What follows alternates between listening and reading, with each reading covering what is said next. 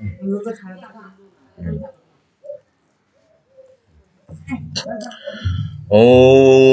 अथाय पुदुदितां भगवता नरेणना स्वयं व्यासनगथितं पुराणमुनिना मध्ये महाभारतम् अद्वैतामृतवर्षिणीं भगवतीमर्षदशाध्यायिनीं अमृतमवनसन्ददायी भगवद्गीते भगवते वर्षिणीं नमोऽस्तुते व्यासं विशालबुद्धिफुलाविन्दायतपत्रनेत्र ज्ञानताया भारततैलपूर्ण ज्ञानमय प्रज्वलित प्रदीप उपन्न पारिजाताय तत्र वैष्णवानाय ज्ञानमुद्रा कृष्णाय गीतामृतदे नमः सर्वोपनिषद गावदग्धा कपालनन्दन पार्थवर्ष सुधीर्भक्तुग्धं गीतामृत महत वासुदेव सुतं देवं कंसचानुर्मर्दनं दैवकी परमानन्द कृष्णं वन्दे जगद्गुरुम् भीष्मदनतटा जयद्रथ जलागन्धा नीलोत्पला शल्यग्रहवती कृपणवाहनी कर्णेन बेलाकुला अश्वत्थामा विकर्ण घोर मकराजुध सनावर्तिनी सतीर्णा खलु पाण्डवैरान नदी कैवत केशवे पराशर वसज सरज अमलं गीतात्थ गन्धर्व काटमं नानाख्यानं केशवं हरिकथा समर्थना बोधितम् लोकेन सज्जन षट्पदैर्हर हर फेप्यमान मुद्रा वात् भरत पंकज जान कलिमल पदंशिना शिवसि मुखं करति वाचनं पङ्गुं लङ्घयति गिरिं यत्कृपातमं वन्दे परमानन्द माधवम् यं ब्रह्मा पूर्णन्दुद्धमृतेश्वरवन्दितवायेश्वर वेदे साङ्गपादक्रम उपनिषददैगन्ते यान समागाह धनावश्य तद्गतन मनसवर्षन्ति यां योगिन या शान्तं न विदुषुरसुरगणा देवाय तस्मै नमः इति गीतार्मङ्गलदान समाप्तं श्रीकृष्णपीठार्थे विनियोगः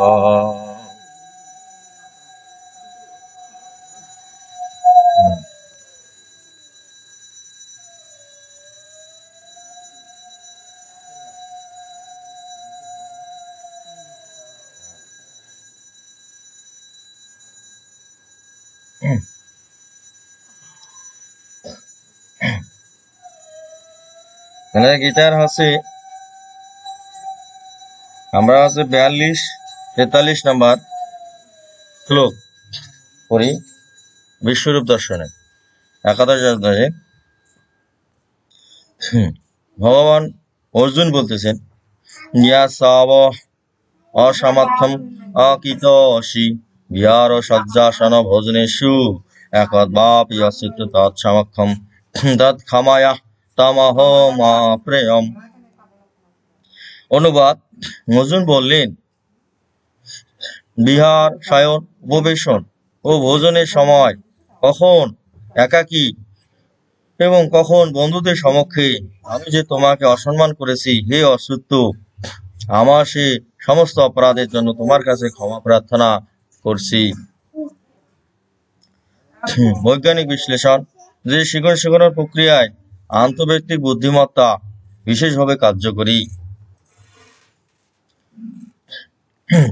আন্তঃব্যক্তিক বুদ্ধিমত্তা হচ্ছে একজনের সাথে আরেকজনের যে সম্পর্ক উন্নয়ন, মানে মানুষের সাথে মানুষের যে বন্ধুত্ব গড়ে ওঠা, মানে মানুষের হচ্ছে ভাব প্রীতি, এগুলো হচ্ছে আদান প্রদান করা বা যোগাযোগ যোগ্যতা বৃদ্ধি করা।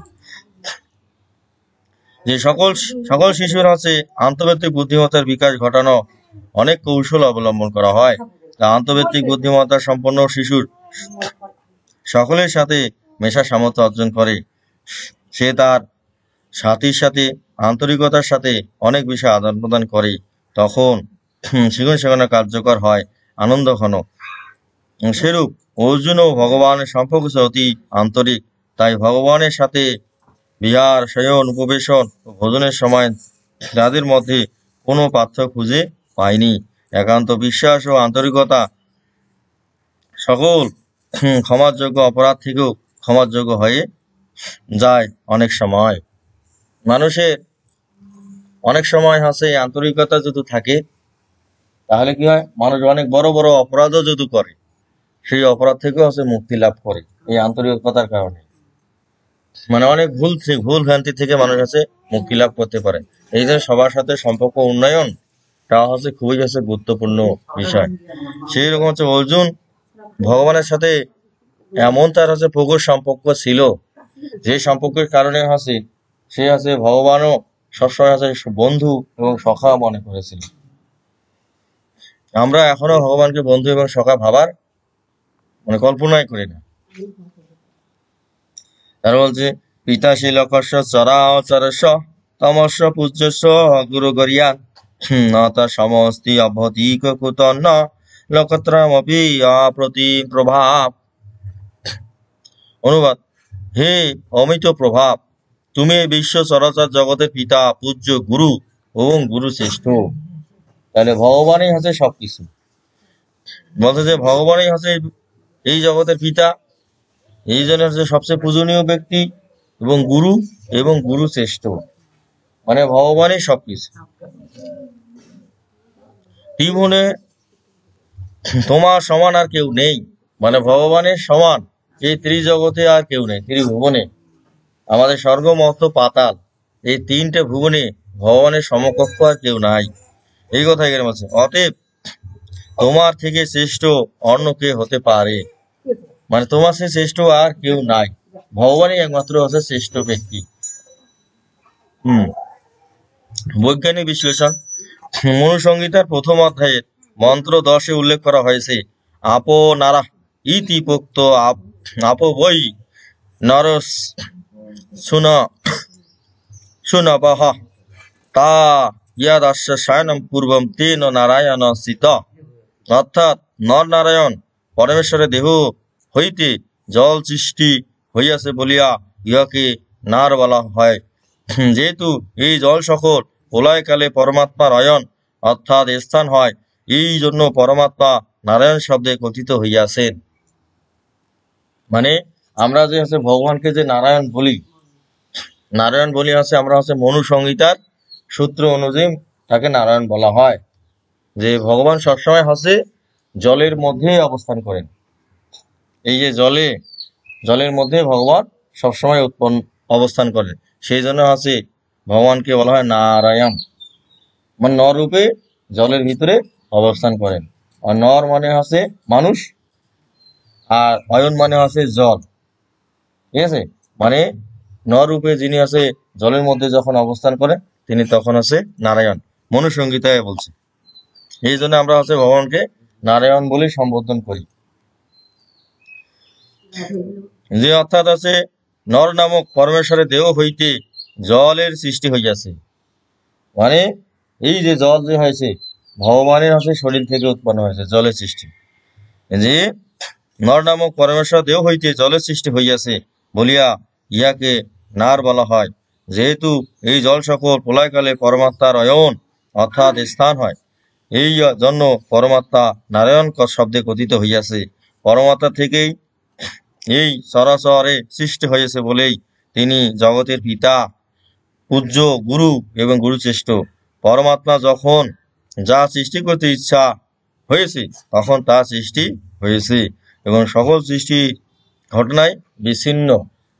মানে কোনটা সকল ঘটনাই ভগবানের ইচ্ছার উপর হয়েছে। কারণ ভগবানের বেদে বলা হয়েছে যে একস্যি অহম বহুশি অহম, যে আমি এক আছি বহু হব। ভগবানের তিনটা শক্তি সবসময় কাজ করে, একটা ইচ্ছা শক্তি, একটা ক্রিয়া শক্তি, আর একটা জ্ঞান শক্তি। তাহলে ভগবান ইচ্ছা শক্তি অনুযায়ী উনি সৃষ্টি করেন, আর ক্রিয়া শক্তি অনুযায়ী উনি পালন করেন, এবং জ্ঞান শক্তির দ্বারা উনি সকল সৃষ্টিকে নিয়ন্ত্রণ করেন। এবার শ্রীমদ ভগবত গীতা ভগবান জ্ঞান শক্তি।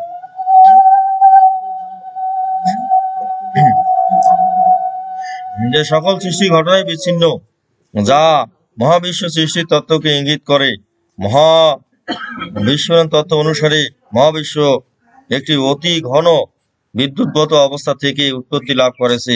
এই তত্ত্বের অন্যতম বৈশিষ্ট্য হলো কোনো ধারাবাহিক প্রক্রিয়া পরিবর্তে একটি বিশেষ মুহূর্তে মহাবিশ্বের উদ্ভব। এই তত্ত্ব অনুযায়ী আজ থেকে প্রায় 1375 কোটি বছর পূর্বেই মহাবিশ্বের অতি ঘন এবং উত্তপ্ত অবস্থা থেকে সৃষ্টি হয়েছিল। যে আমরা কল্পনা করা হয় যে এই মহাবিশ্ব সৃষ্টি হয়েছে 1375 কোটি বছর পূর্বেই, তখন এই বিশ্ব ব্রহ্মাণ্ডটা একটা উত্তপ্ত একটা হচ্ছে পদার্থ ছিল। এই উত্তপ্ত পদার্থটা আস্তে আস্তে ঘুরতে ঘুরতে ঘুরতে ঘুরতে শীতল হয়েছে। আমাদের পৃথিবীটাও হচ্ছে উত্তপ্ত ছিল। এই যে ঘোরার পরে ঘোরা ঘোরা পরে এই মাটিটা ঠান্ডা হয়েছে। যখন মাটিটা ঠান্ডা হয়েছে তখন এই মাটিতে হচ্ছে উদ্ভিদ বা প্রাণীগুলো বসবাসের হচ্ছে যোগ্য হয়েছে। তাহলে এইখানে রাখি। হ্যাঁ, এই লোকজন ডেকে নিয়ে আসি। হ্যাঁ, হুম, হ্যাঁ,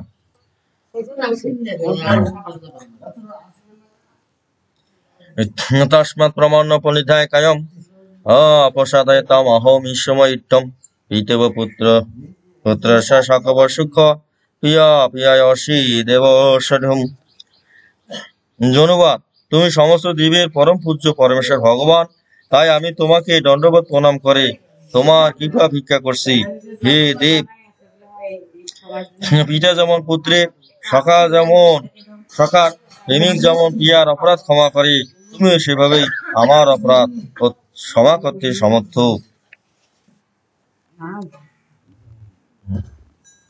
সাহায্য করি। ওম গঙ্গা গীতার্ষ সাবিত্রী সীতা সত্তা প্রতিব্রতা ব্রহ্মবলীর ব্রহ্মবিদ্যা ত্রিসন্ধ্যা মুক্তিগেহিনী অর্ধমাত্রা সীতানন্দা ভবগ্নি ভ্রান্তি নাশিনী বেদোত্রয়ী পরানন্দা তথাত্ম জ্ঞানমঞ্জরি। জয় গীতা, জয় গীতা, জয় গীতা। ওম যাদক্ষরং পরিভীষ্টং মাত্রাহীনস্য ইয়দ্ভব পূর্ণম ভবতু তৎসর্বতৎ প্রসাদয়াৎ সুরস্বর। সবাই ফুল নিয়ে ফুল পুষ্পাঞ্জলি দেই।